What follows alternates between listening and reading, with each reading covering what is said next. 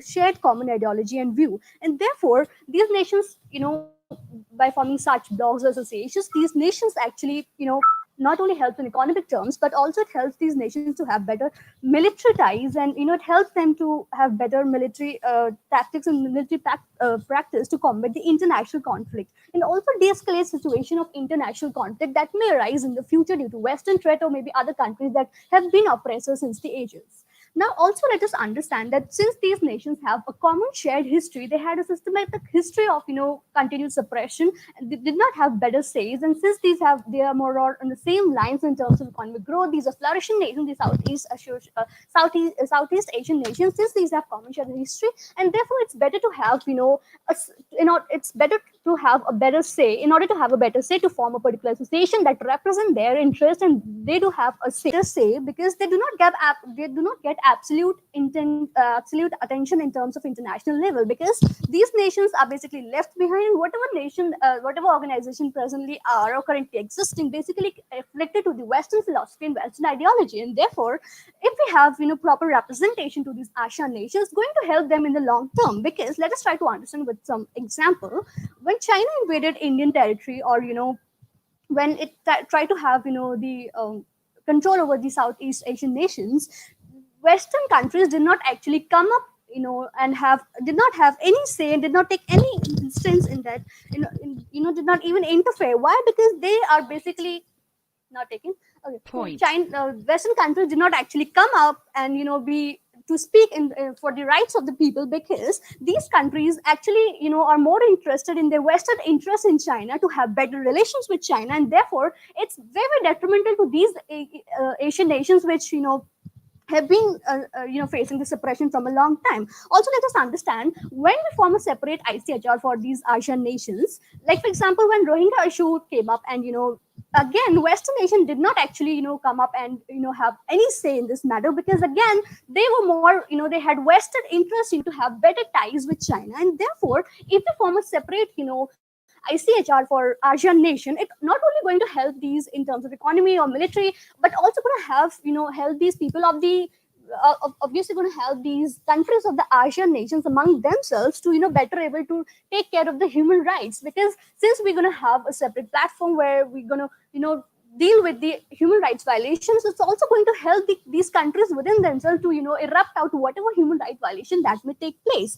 Also, we have talked about how these Western nations have had an upper hand in whatever they do, and therefore these Asian countries and Southeastern Asian nations have always been neglected. Now let us also try to understand what is the need, highlighting what is the need of creating separate ICHR. We basically base our argument on one common principle, that these Asian nations actually have to represent their interest and have to have collective identity, because they have had they have had faced this continuous suppression. And therefore, if we have these Point. particular ICHR, if they have this ICHR, it's going to have We believe that human rights are essentially universal and sacrosanct. Why they are universal and sacrosanct? Why? So the answer is that regardless of where you are, who you are, what is your caste, what is your creed, what is your belief, these rights, there are some rights which are essentially same and would be relatable to each and every person. They are equally across, they are equal applicable to all the people across the globe. They cannot be discriminated like these rights are for only and these rights are for these of people only. Because you need to understand that these rights essentially protect us from what? They protect us from, crime killing, from prosecutions, from acts of war. So we need to understand that these rights essentially protect the dignity of the people, the fundamental rights of the people, and therefore we believe that there should be no compromise with human rights. Right? So, what does it lead to?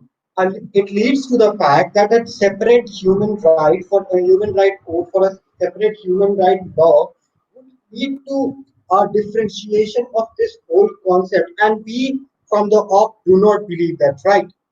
We principally believe that there shouldn't be a different human right law for countries like Vietnam and Singapore, etc. So, so what is the burden on our side?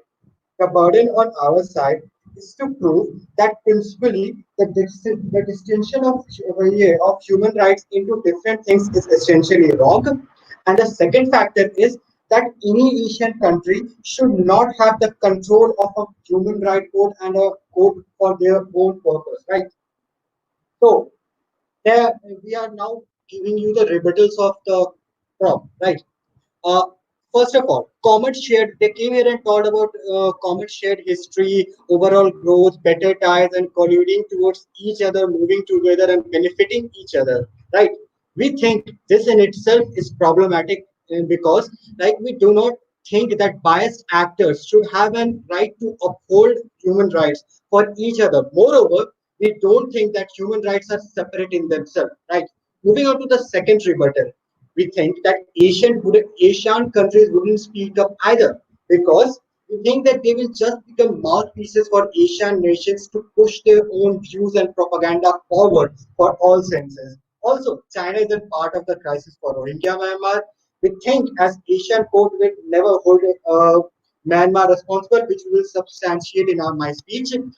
Their interest is not caring and not letting individuals continue with their carnage because simply the fact remains that when economic principles are upheld as primary goals and they have been more biased to not care and hold their individuals responsible. Moving to the constructives. What are the constructive from our side? There are two constructive from our side. Rights are essentially same for all the people. And the second constructive is that Asian countries getting this code would be a bad precedent. Yeah, moving on to the first constructive, we need to understand that what does ICHR and the UN prevent? They prevent mass killings of people, genocide, acts of war, like stuff like the Rwanda genocide or the Rohingya genocide. They prevent that, right? Uh, these trials are important because the human rights are essentially the same, and having a separate court would be like judging these people on a different factor, different laws. Essential crimes could not be judged on a different factor or different laws. These are a single act of war against the whole humanity, and hence we believe that they cannot be judged on different laws. Okay, therefore, they cannot be judged on different perspective of human rights, as I said.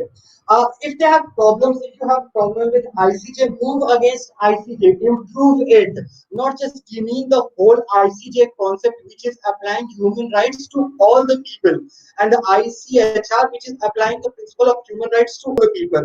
Moving on, uh, moving on to the second constructive, we believe that these Asian countries like Singapore, which is not a democratic nation, a country like Myanmar, which has all these Rohingyas problem and persecution of Rohingyas, we believe that these countries would not essentially look into the fundamental rights because they themselves these human rights concept because these countries themselves have a very bad precedent, and when these countries have the right to judge themselves, they would of course ignore these facts, and hence we understand that there could be a biases of the people, but we need to understand that we need to improve the already structure that are present there and making it applicable and more justifiable to all across the people, to apply the law to all the people that are human rights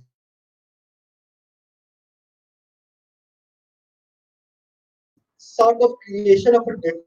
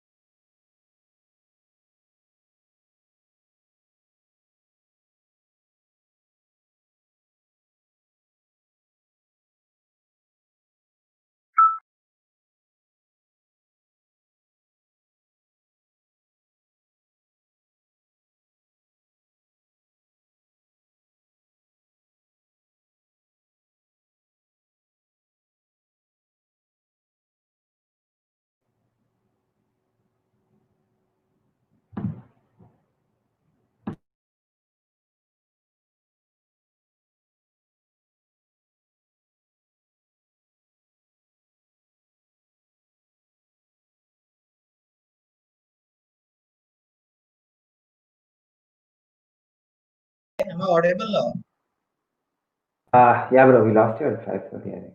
What was the last point that I said? I think it would be the bad precedent, right? Yeah, yeah, but that only. Bro, you can like, can we restart his speech and then we can continue if that works for us, panel? I just Yeah, I speak think for yes, like, more, I think. yeah, 2 minutes, I think so.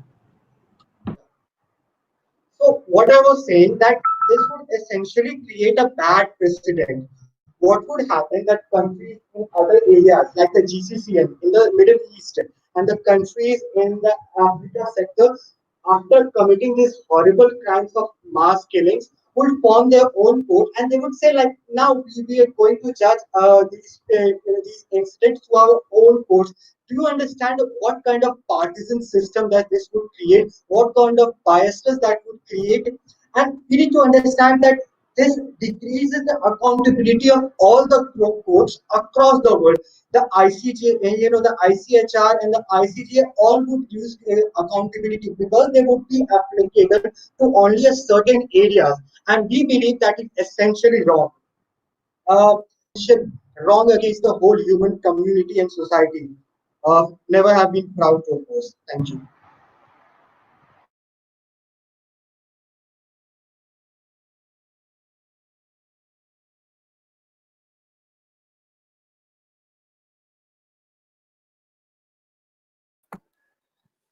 Hi, Code, are you there? Yes. Oh, Edwin is not here? No, Edwin. I'm here. Yeah, He's the chair. Cool, cool, I'm the perfect. yeah. All right, great. Just give me 5 seconds, please. Sure, sure.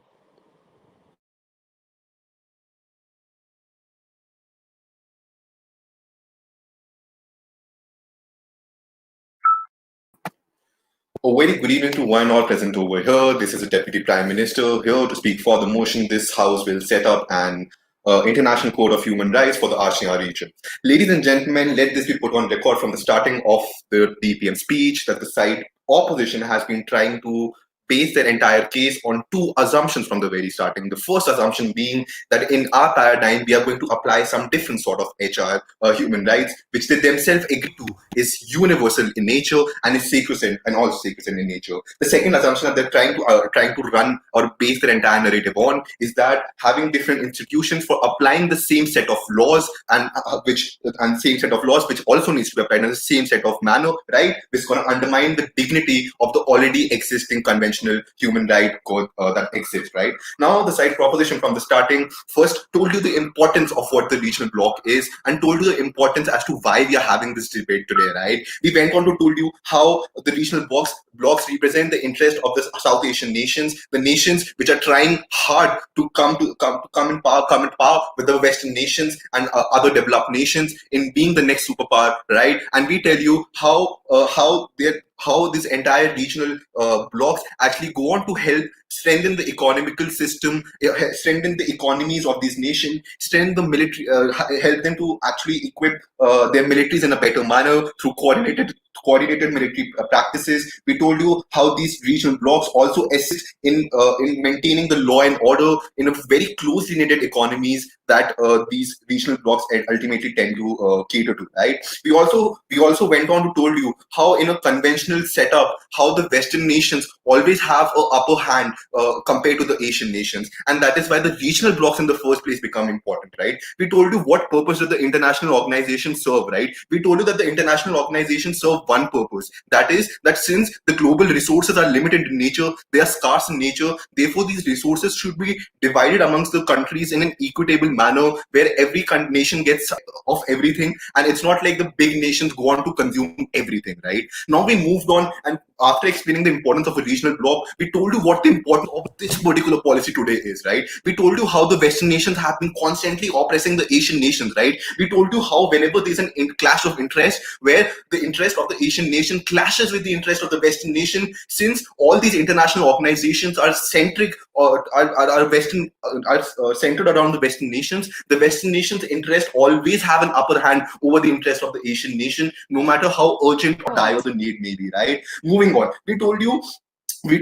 we also give you an example, right? We give you an example how whenever a Western nation, which ultimately goes on to oppress a smaller nation, right? When at the end of the day, the operation takes place, the violation of human rights takes place, it is the same Western nations or the ally of the same Western nations who go on to form the panel to decide whether the human rights violation took place or not. Moving on, we also told you, even if in their best case scenario, this conventional panel decides that yes, the human rights violation took place, right? They also get to human rights violation took place. They also get to decide what repercussion needs to be we need to have for the violations that took place, right? And even if the repercussion and everything are decided in a perfectly justified manner, there is no mechanism to ensure that this same Western nation to human rights, the effective implementation of these institutions, and they do not cater to the interest of the South Asian nations in our paradigm, right? We told you how the conventional ICHR has been catering to the needs of the Western nation time and again, right? We also go on to give you the example of how recently when US got Soleimani, the Iranian military leader, killed through a drone strike, right? It was a human rights violation because US had sovereignty of Iran and got the topmost military leader executed, right? And we told you none of the Western nations actually came up and spoke up against this gross human rights violation that took place on behalf of US, right? And even if any South Asian nation which is small in size tries to speak up against US, what is going to happen is that US, being a very strong, big economy, will boycott that particular nation, and all the other Western nations who are allies of US or such Western nations who have close-knit economies are together going to boycott that smaller nation, right? And we told you this is where our interests are getting underrepresented, and that is what we have a problem with. Moving on, we told you what the benefits of a collective identity is. Taken. Do you think that like ASEAN would hold Myanmar responsible for the human rights violation that happened against Rohingyas in 2014? Thank you. I got your question. I'll just cater to that in my second constructive from now on.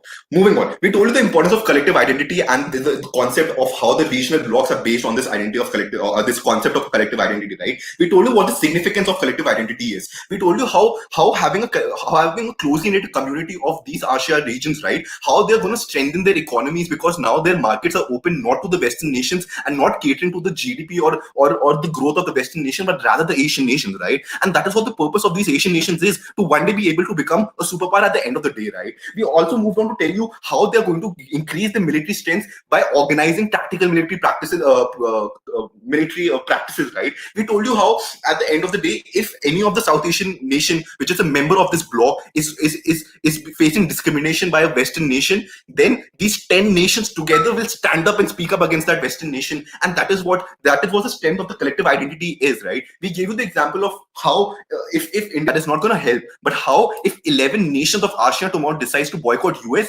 because of the mal-economical practices, how that's going to have a huge impact on the US GDP and the trade, right? And especially the international trade. Moving on, the question that was just raised by the deputy leader of opposition, I think this is where we come into picture, right? We told you that in our paradigm, the human rights are not different, rather the human rights are same. And in our paradigm, we would be able to effectively uphold them. Why? Because the human rights remain the same even for our members, right? So if tomorrow one of our members goes on to violate its own country, say against it. So if tomorrow Myanmar tries to execute the Muslim Rohingyans, we would be in a more better position because of the closely knitted economies to be able to take action against the Myanmar government, right? And Myanmar government would be forced to listen to us because at the end of the day, their economy is closely knitted to our economy. So now it is on the side opposition to explain why have they taken on this white man's burden to be the champion of the human rights, and why only in their paradigm, in the conventional ICHR, it is better for the human rights and not in our paradigm. Whereas we believe having different institutions does not undermine the authority of the HR. Thank you so much. Hi, panel, am I audible? Yes, you are. Just give me Go a on. second. Cool. I'll be starting my speech in 3, 2, 1. Panel, we believe that all human rights across the world, regardless of where you place them, are universally same and should be accepted. I.e., when you start dividing nations according to blocks and giving them responsibility to uphold human rights within themselves on the basis of biased actors, upheld by economic interests and shared ties, you violate the principle of interpreting them according to their own benefit. I.e., when ASEAN goes on to create a human rights court for themselves, the way that rights would be upheld would be different compared to an unbiased actor in The Hague, which isn't compromised because of shared history and cultural ties. We think, I mean, they might go on to ignore our argument about different like upholdment of like any kind of like human rights at any point of time. But understand that principally, that is exactly what their side is proposing, right? When they say that we're better actors because we understand our shared culture and history, we understand our economic ties. Sure, this also means that their standards of upholding human rights to this shared culture and history is different than the ones set internationally. At all points, then, the only need that they're able to recognize is in terms of saying we think ICC, ICJ, and ICHR are bad actors. Sure, let's take them at their best.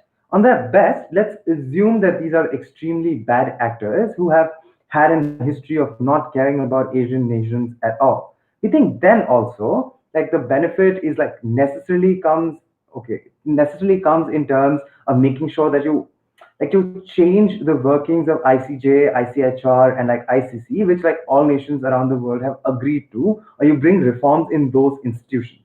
We think as soon as you create like a counter institution, which is like works exclude like certain few nations, you think on principle it becomes problematic. Two things that we like run to you in this debate, right? I think like principally it goes against the idea of universal rights and like upholdment of like fundamental like human rights because we think like nations like and this like we've talked enough about this in terms of telling you that like as soon as you start creating different interpretations according to your convenience in different regions, you're violating the reason why these like institutions were set up. But secondly, I think ASEAN actors at all points of times are like not the greatest actors and are biased in all terms. What that means? We think A, they're incompetent actors.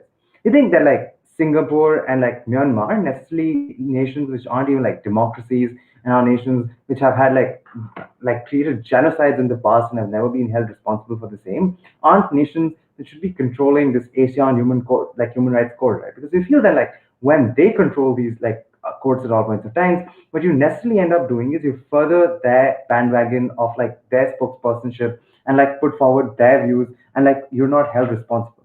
We think secondly, there's like a power balance within like ASEAN itself. We think when like a larger, stronger nation such as like a Singapore, Malaysia, or like a Singapore goes on to create like human rights violations, we don't think a Brunei, Laos would be holding them responsible to the same vigor, right? Because we think when like your economies are so shared and like are so like principally bound together, we think then best interest to not like ruffle up feathers with the larger actor in the same block at any point of time because the harms are much larger vis-a-vis when like an unbiased body in the Hague, which like the world agrees to and the world and the UN acts to as like a watchdog holds you responsible for the wrongs that you do at any point, right? We think thirdly, like we feel that like there exist biased goals at all points of times from like ASEAN actors in themselves.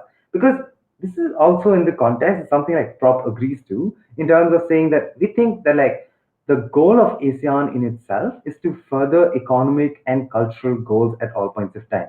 That to make sure that like we're culturally benefiting each other, we're showing that each other like together with like nations are like the most beneficial nations for each other. We're making sure that like outside influence does not affect us. We're making sure that like whatever happens stays between us and we're able to like rise above each all challenges. We think at any point of time, things such as penalties for human rights or like accountability for violation of human rights doesn't really necessarily happen because of the simple reasoning that like a nation inside that block wouldn't hold it as their goal to like create that detriment as a factor for any of the nations part of the ASEAN then. We think then like even if like in their best case scenario, like if Singapore wants to hold like Myanmar responsible, But if they believe that like holding Myanmar responsible hurts the cultural and economic ties of the bloc together, they wouldn't do it for those simple reasons. We think in simplicity, then, like for in furtherance of that, we think fourthly, it sets the wrong precedence.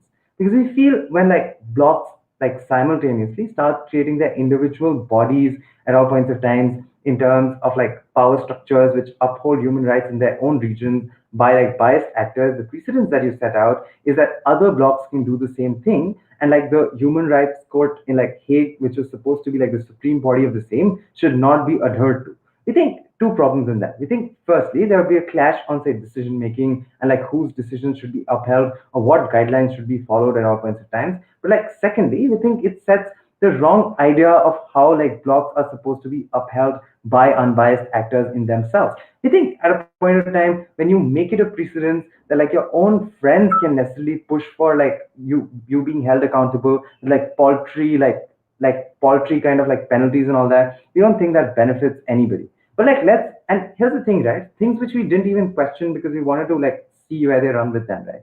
In terms of them not providing any models of telling us where would like this like where would the seat of the ASEAN human codes be set out in terms of like saying that this country would necessarily be like not have like any political influence anyway. This we feel then secondly they have to prove to us in terms of like telling us why ASEAN would necessarily have like the best like unbiased judges and courts. I think none of those things are done by any model. What they instead do is provide you like this really like good argument that sounds good in your head that we need justice for Asians. We agree at all points of time. We think that like then like Rohingya Muslims will only get justice when necessarily all actors, such as like India and Bangladesh also, which were part of like the like the exodus and were like active actors in the same, are necessarily brought to the fore in ICJ, which they're part of. Right? We don't think that like then when like a court such as like Asian court, which just deals and like is a mouthpiece of Asian countries, necessarily is able to vote and like continue to make sure that Myanmar exploits them without any like any like penalties on them. I think on that idea, I've never been prouder to oppose.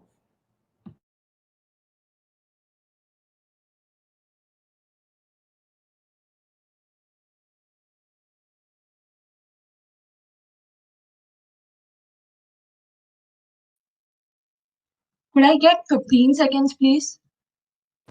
Whenever you are ready.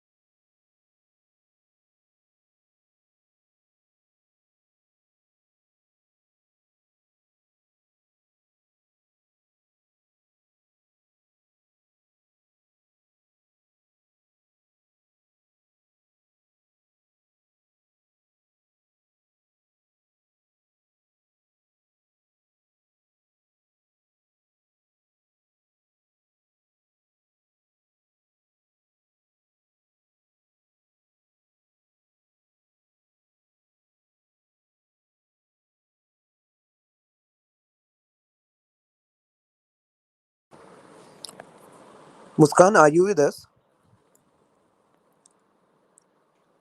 Yes, sir. Am I audible? Hello, am I audible? Yes, Muskan.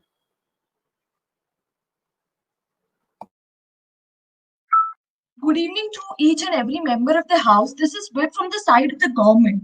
Firstly, I would like to say the proposition has throughout in their case run how the universal application of the human rights, how there is violation of human rights without any discrimination. They come here and tell us throughout how there would be the biased actors if we create a regional bloc. In that counter to it, throughout this case, the opposition comes here and tells you how the universal human rights are black and white. Then they come here and tell us will the Singapore uphold the Myanmar, and we come here and tell you that the human rights are in black and white, and human rights form the majorly two part. First, interpretation, second, universal application. For the first point, we come here and tell you how the interpretation should be done in the right manner. When we come here and tell you how, they come here and tell us how the oppressors who themselves are the Western, which has been thrown explained in our two speeches, how the oppressor get to act as the protector of the same right they violated, and they expect us that we come into by their argument how they are not the biased actors. We come here and tell you that how the nation, the universal human rights remains Point. the same. Even if they don't, there is greater risk in their paradigm. Since the Western nations decide the guilt. Also, how we come here and tell you collective identity, the need to take actions lies in our paradigm. They come here and tell us how the regional bloc will be biased and will lead to the diminishing the violation, will lead to diminishing the quality of the international code. They come here and tell us why there is no need. We all have been aware of the several violations which have taken place in the ASEAN region specifically. We come here and tell you why there is a need. The opposition has failed to engage us and tell us one drawback which we could buy in or which the panel could buy in as to why there should not be a regional law. We come here and tell you as to what rights who appear to be black and white in nature. There has been two parts. We come here and again emphasize on interpretation. They come here and tell us that if you have problem, you can go to ICJ. If you have any problem, you can go to other justice court. They come here and tell you how European Union, let's emphasize the European Unions, a union formed exclusively for the European nations, have been have example partially incited in the history come together as one against one nation, any other country comes. How they have formed the collective unit. In the previously, we have seen how there has been violation of Asian regions, but they come here and tell us, for example, how they would be biased towards the if we create any municipal law. They come here and tell us why there is no need. They come here and tell us if there will be any violation, the Western countries will support because they will be unbiased. We come here and tell you who have the upper hand, who majorly decide, but then they come here and tell us they are unbiased. Why? Because they are. But we know how the oppressor. They present us the idea how the oppressor will become the protector. They don't realize the fact that they tell us that how it will create a bias and the human right.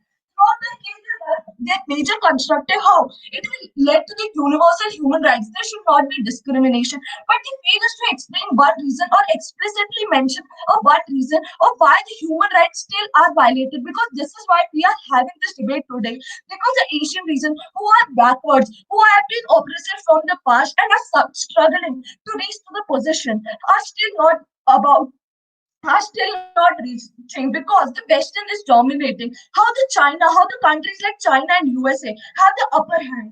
We do not in any way tell you that how it will be unless and until the major focus we tell you come here and repeat how the human rights have been in black and white, how the fundamental rights of the human, how the dignity pointed out by the leader of opposition and the DLO throughout their speech, how the human rights will not be violated if there is a universal degree, if there is a universal adjudicating authority. How else it will have a bias actors? If the human rights are throughout, we tell you that the human rights means how to effectively implement, how their application is important, the uniform application. We come here and answer the POI given by the DLO that how will the Singapore uphold the Myanmar. We tell you if the human rights are black and white, their implementation, their interpretation, and their uniform application matters, and which is better in our paradigm as compared to the case run by the opposition. We come here and tell you how the human rights are protected by the state are so important for the humanity. We come here and tell you that how the most small nation have majorly faced and been oppressed in the past. We tell you how there is nothing mechanism which is in check for whether if the human rights are violated, whether the authority, whether the ICC, whether the ICC is enough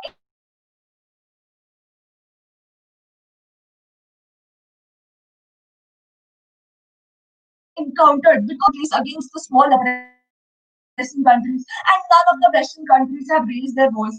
In fact, the Western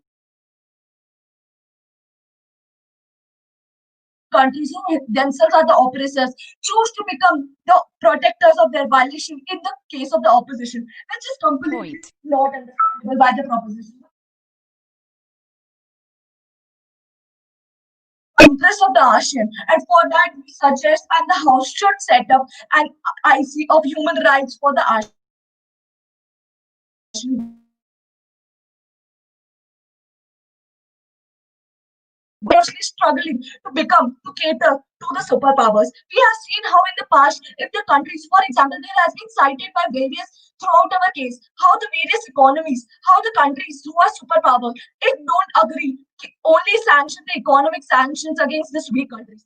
We come here and tell you that if we form an association, a closely knit association, countries who share a collective identity, because eventually it boils down to the struggles, to the oppressions which they have faced. If they collectively struggle and if there are human right violation and if there is a regional law, how it will help us. We come here and tell you how there is military assistance which has been completely not engaged by opposition at any point of time, because there has been so many violations. We all know how the ICC works on paper, but in reality, we have seen how the Rohingya Muslims have been faced human violations. We have seen continuously how ASEAN regions has shown so many violations in the past. Therefore, we tell you how it is absolutely essential for the House to agree that there is an instant and urgent need to set up a human rights block, regional block for ASEAN region. Thank you. Proud to propose.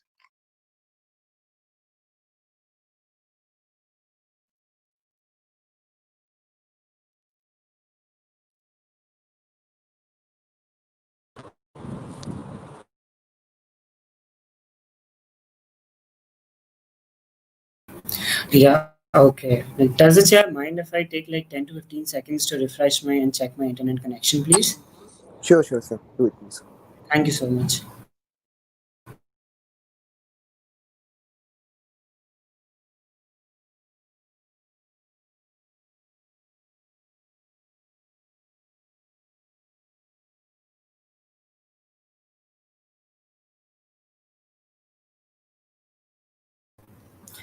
Yeah, am I audible? Yep. Yeah, cool. Like, can the chair confirm that so that I may begin? Yeah, you may start. Okay, thank you, chair. So I'll be starting my speech. Yeah, greetings, chair. This is the opposition from this is the whip from side opposition. So now I'll tell you how the debate from the side proposition throughout their three speeches went. Okay, they were constantly ranting about how they're like the Southeast Asian nations have been oppressed by the Western nations and how their needs won't be catered in the International Court of Justice or the current status quo. So first things first, let's talk about the whip speech from the side government. The first thing is that let's see how this works in their best case scenario, right? Chair, we need to understand, like in their best case, what they're proposing is, okay, ASEAN decides for themselves that whether an Asian nation violated rights or not, right? So what happens then is Cambodia dissolves their opposition party. The Philippines, in their war of drugs, continue to killing people. Singapore isn't even a democracy and has no freedom of speech and expression. And I mean, literally, Myanmar is doing a genocide. And we think then they never engage with the argumentation about why we think ASEAN in itself is a bad actor and sets a bad precedence. But if I were to take them at their best and assume that these biased actors will necessarily uphold human rights, we think then also, since their objectives are economically and constructively linked, they won't want to spoil their own interests at any point of time. So what the side proposition constantly is telling us about that in their best case scenario, what will happen is, like, the Asian nations within themselves will decide that, okay, one of the Asian nations has done right or wrong, and we need to understand that as the side proposition continuously agreed with us upon, that they are economically linked and they're politically linked. So we have just one simple line for them, that the nations have leverage over the other nations. Why? Because they're economically linked, right? So as Gibran says, that when a nation like Singapore does something wrong, do you think a nation like Brunei or a nation like Laos will actually come up in front to make them accountable in their best case scenario? That's a big question that the side proposition continuously failed to answer. The second rebuttal to the web speech was that there was no engagement on ideas of precedent, okay, except for saying all the time, ranting about how US is a bad actor. We need to understand that on our side of the house, we agree, sure, it is. However, how does setting up a human rights code in ASEAN solves the problem of Iran's proxy war in Yemen and US backlash on the same? So we need to understand that in your example also, how does that setting up a separate code for the Asian solve the problem of some nation's proxy war in some other country that has US backlash on the same? So these are some very basic questions that we constantly ask the side proposition, but they clearly fail to engage with us upon. Okay, so Chair, we need to understand what were some constructives that were brought upon by the side opposition, right? We clearly told you that how human rights are not a commodity that a set of countries can decide among themselves, right? We clearly substantiated for you that human rights is a universal concept, right?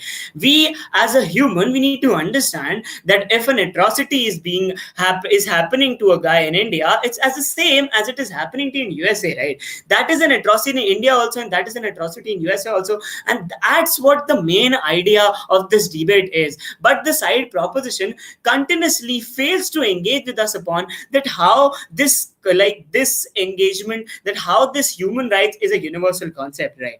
The other thing is that the other thing we push throughout our argument is that it should be upheld throughout the world, right? There's something, the universal concept, and it should actually be upheld throughout the world. And I'll again reiterate what I said in for the rebuttals of the West speech, that it in their best case scenario, it's not happening, right? It's not clearly happening that the human rights are actually being upheld in the ASEAN countries. The other thing is that we need to understand what Aman comes here and tells the house that ASEAN natures like Myanmar and Singapore have they have had an abhorrent past of treating minorities, right? So we need to understand that these nations have a history that's messed up regarding this basic concept of human rights. And we need to understand that human rights is a concept that is not to be messed with. Human rights is a concept that should be on the top at all times. And when we give authority to these countries like Myanmar and Singapore to actually understand that, to actually decide or to actually have a deciding say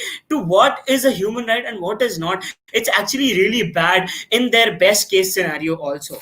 The other thing which you need to understand is that they're linked and biased politically, right? See, when the Asian nations actually set up a code in themselves, we need to understand that all of the nations are interconnected. And as Imran said, that one nation, there's always the power mongering inside the ASEAN also. It's not like these ASEAN nations are behaving as a one unit and completely working in a very fluid manner, right? So we need to understand that there is some power war within the ASEAN also. So what happens then is, we clearly told you that in that particular scenario, the countries which are actually economically have a leverage over the other countries, smaller countries like Laos or Brunei. So then what happens is, these countries are actually have an upper say, and the countries like smaller countries like Brunei and Laos won't actually even come up to hold them accountable, right? So in grounds of human rights, the basic concept that has to happen, that everyone has to be accountable irrespective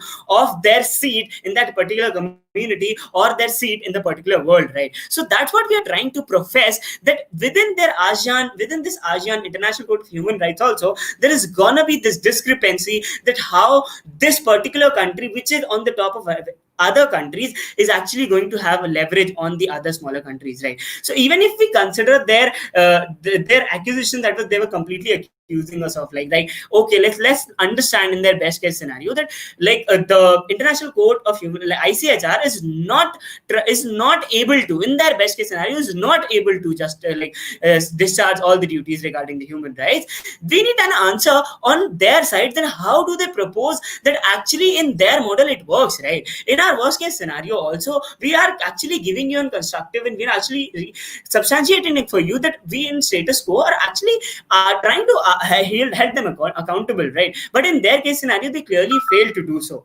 So that's why we need to understand that how human rights is a universal concept, A, and how B, they have to be upheld in all throughout the world without even thinking about a second choice. See why they fail, because we need to understand that when within these Asian nations we set up a separate International Court of Human Rights, there are these power mongering nations which are in the human ASEAN nation itself. It will actually be a leverage. They'll actually have a leverage upon other nations, and it won't be good for the smaller nations. Have never been more proud to oppose. Thank you very much.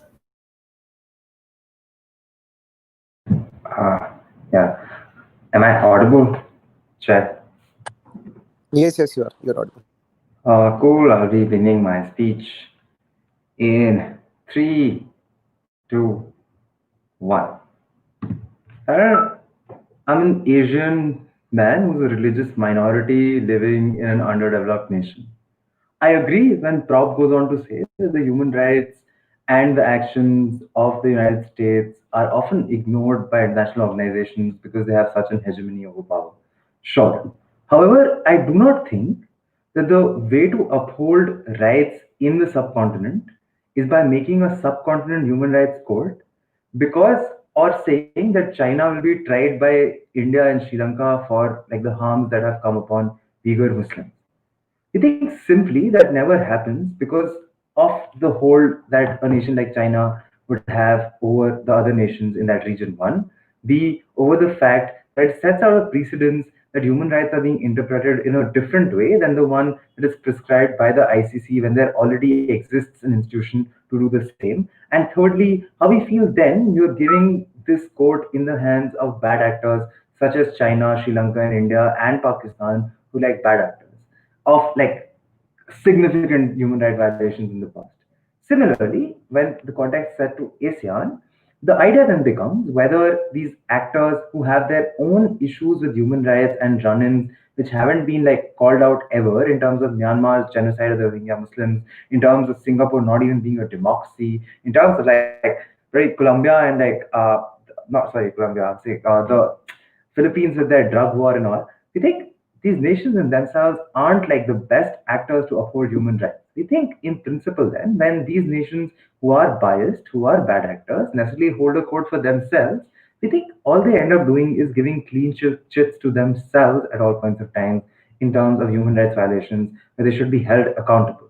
We think, secondly, we don't think Prop ever like engages with our argumentation about how principally human rights are like universal and they should not be interpreted by different institutions, because they never engage with the point that when like different institutions on like the same power level in terms of an ICC and like an Asian code exist, how that would not lead to any clashes in interpretation and how that would like not lead to any kind of biasness and problems.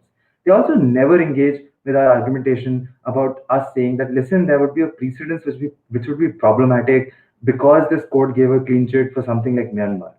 What they do instead is tell you how US is a bad actor in like for killing like the major in Iran. Sure, we agree. We think at their best then what it is that like ICC is extremely biased against like biased towards United States and does not take into account like Asian nations. We think, however, that like argument in itself is misplaced because that like it's like the stock argument of saying that like ICC is bad against African actors at all points of times. They never give you any examples, and something like you can look back in your sheets and see in terms of at a point of time when ICC acted as a bad actor or ICHR or ICJ acted as a bad actor to these Asian nations in any way, right? They have like no instances for that. We don't think they give any analysis for the same either. What they do instead is like continuously tell us that we need something for these nations which culturally and economically hold each other together. We agree. These nations are culturally and economically together, and they're biased actors because they're looking for the benefit of the bloc at all points of time. We think then when like a nation has to be held accountable for human rights, and that can cause like detrimental like harm to like other nations or that bloc in itself, they would be given a clean sheet. Lastly, we feel they never engage with us in like argumentation about how certain nations have higher power dynamics, how a Laos or a Brunei will never be able to hold like a Singapore or for that matter a Myanmar responsible as has been in the status quo. We think justice necessarily has to be served at all points of times. We don't disagree with them. However, we feel when you allow biased actors to have their own courts which give them clean sheets, which are biased in themselves, I mean, it doesn't really solve the purpose. We've never been prouder to oppose.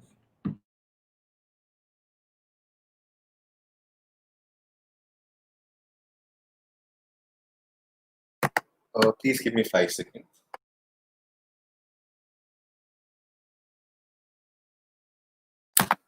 May I begin? Yes, you may. Please. Good evening to one and all present over here. Let us first understand what the burden on the side opposition was. The burden on the side opposition was to tell you how the status quo in itself is good enough and there is no need per se or no unique benefit which flows out of this policy change, right? And they also needed to highlight how the ICHR, which already exists in the way it exists today, is more than adequate to cater to the needs of the international human rights, right? On the other side, on the side of the opposition, the benefit or our burden was to highlight how there are unique benefits which is flowing out of this policy, and we believe that we went on to highlight not only just one unique benefit but rather multiple benefits which could flow out of this particular policy. So let us understand what the case of the side proposition was and where they're actually, misconstrued. So the side proposition was constantly talking about or had or was arguing from a point of view where they were actually preaching Western supremacy or the established norms in such a way and had taken on the white man's burden where they were justifying as to what the existing systems which exist today are more than sufficient and there is no need for a change, right? They also go on to question us by asking us, what about Myanmar? What about Philippines? What about Singapore? Well, justified. But we in turn go on to tell them that, hey guys, listen, all these examples that you're giving are examples from the present status quo. And because these examples are existing today, because these examples haven't been catered to till now, we feel that over so many years we have been left out. Our interests have been left out, right? And we tell you that because all these flaws exist in your system, that is why we need to go ahead for this policy. Now, what this proposition did was giving out benefits of the existing conventional system. They beautifully and skillfully wrapped the flaws of their own existing system and tried to push it on us, saying that, hey, their system is going to do this, whereas they fail to recognize that it is the very same flaw in their existing system which we are trying to argue and we are trying to counter in the first place, right? They talk about precedent, and we fail to understand how are they talking about precedent. When we talk about the US invading Iraq, right, or when we talk about US invading Iran, and we told you how the Western nations themselves get to decide what is right and what is wrong, and Western nations themselves get to decide whether certain repercussion needs to be posted or not when they themselves are the oppressors, right? We told you how even their allies at the end of the day have to help them because these Western nations are so developed and are so advanced that the smaller nations stand no chance at all, right, of speaking up against them. The few points of clashes, right? Now the side opposition tried to tell you how the human rights are universal and they wanted us to engage on the aspect of universal. That hey, human rights are universal. That is why the universal because they assume human rights are not universal for us. Whereas we accepted from the first place that hey, human rights are universal. That is why the universal interpretation of the human rights remains the same. Because at the end of the day, the law is in black and white, and there is nothing, and there is probably no two ways about the interpretation of the law, right? And even if we accept the case for once that yes, there can be two ways about law, we tell you that there are more harms in their case. Why? Because at the end of the day, the same oppressor, which is a Western nation, the same oppressor gets to decide and sit on the panel of deciding whether human rights violation. Because at the end of the day, you can't really make sure that a particular nation does not repeat the same action in their paradigm. Whereas in our paradigm, we go on to tell you that since we are based on this entire concept of collective identity, right? This common history. Why were we talking about the common history, right? We need to understand the fact that human rights violation can only be of two sorts. It's either internal or external. Whenever it's external, the other nation also gets the nation which is getting oppressed, right? And the allies of that nation also gets to be the panel on the ASEAN human rights code, right? And that is why there is no chance of us giving a clean sheet to the same nation of doing that. When we come to the internal politics, we go on to tell you that this internal politics will not actually take place, right? And we will counter that because our stake, our reputation is at stake over here, and we are proud to propose.